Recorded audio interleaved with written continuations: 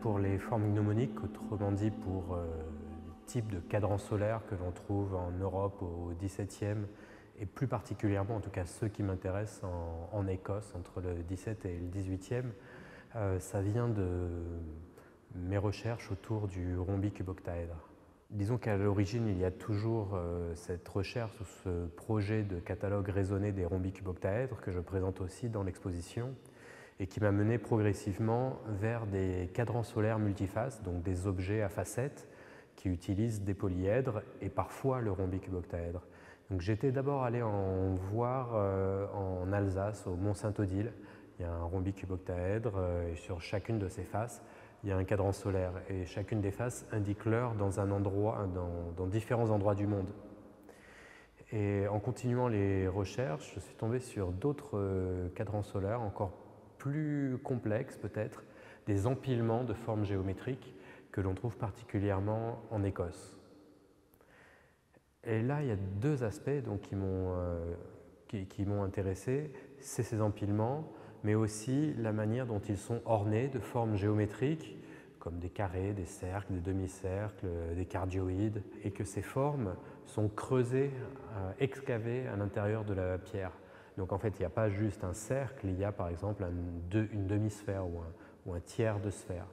Et à partir de là, je me suis dit que ces formes pouvaient me permettre de résoudre certains problèmes, ou plutôt certaines aspirations que je pouvais avoir, notamment reprendre à mon compte les empilements de formes dans les socles de Brancusi. S'il y a une référence comme ça, et surtout une référence écrasante de l'histoire de l'art, ou qui peut être vécue comme écrasante de l'histoire de l'art comme Brancusi, généralement c'est un peu comme Persée et la Méduse, on ne peut jamais vraiment regarder ça en face, en tout cas c'est mon approche.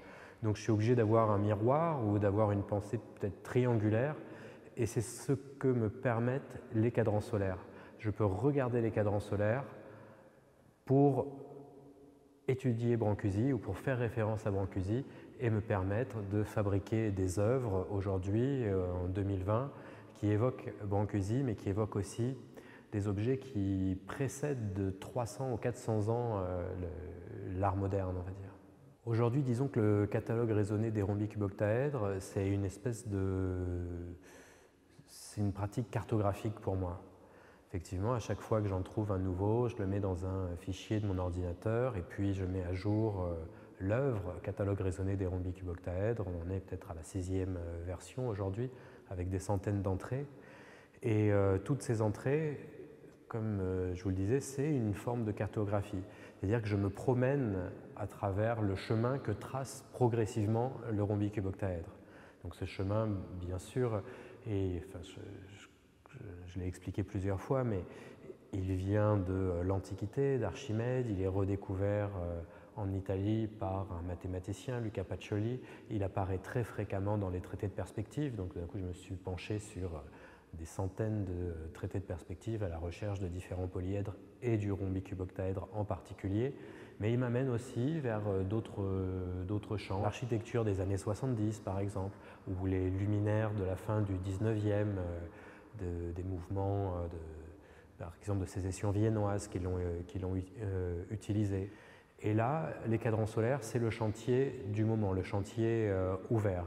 J'ai d'abord réalisé des photographies documentaires, j'ai été en Écosse, j'étais voir ces objets, j'en ai fait des relevés, j'ai réalisé certains dessins à l'atelier, enfin certains dessins, je veux dire certaines œuvres sur papier, et puis quelques expositions l'an dernier m'ont permis de réaliser des premières sculptures.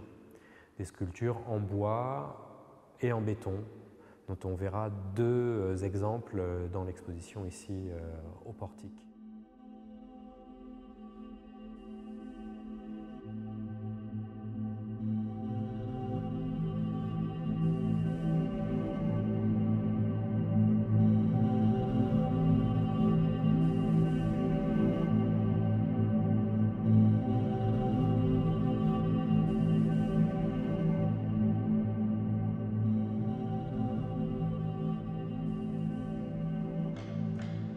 Mon travail s'est développé, on va dire, autour d'une pratique plutôt conceptuelle, avec des objets qui étaient et qui sont encore souvent délégués, c'est-à-dire que c'est des artisans ultra spécialisés qui peuvent réaliser des pièces comme les cadrans solaires.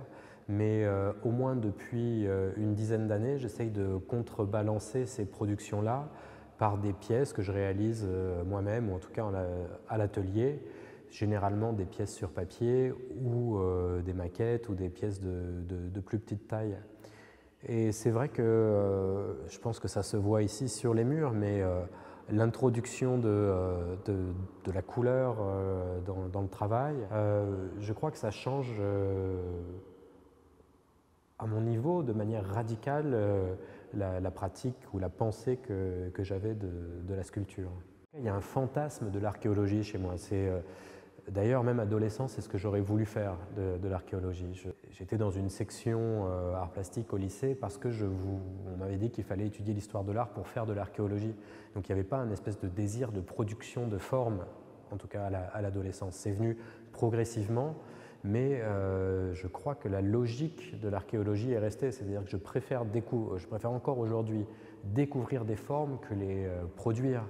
Et peut-être que c'est aussi quelque chose qui est lié à ma pratique de skater, où quand même le skate avant tout c'est de découvrir des spots et dans un second temps on peut les modifier ou on peut les répliquer ou en construire des nouveaux, mais l'essence de cette pratique comme l'essence de l'archéologie c'est quand même la découverte.